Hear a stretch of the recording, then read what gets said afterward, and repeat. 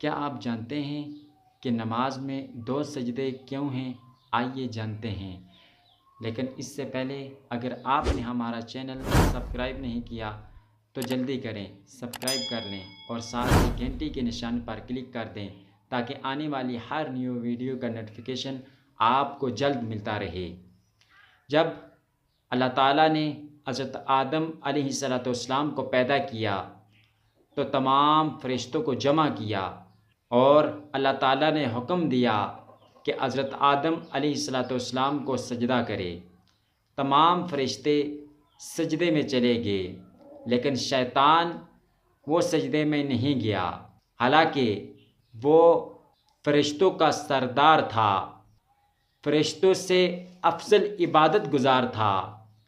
اس نے زمین و آسمان کے ہر چپے میں سجدہ کر رکھا تھا، لیکن اللہ تعالیٰ کی نافرمانی کی تو وہ جنت سے نکالا گیا۔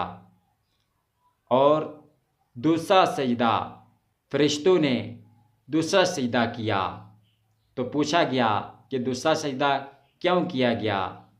تو انہوں نے جواب دیا کہ ایک اللہ تعالیٰ کے حکم کے مطابق اور دوسرا شکرانے کے طور پر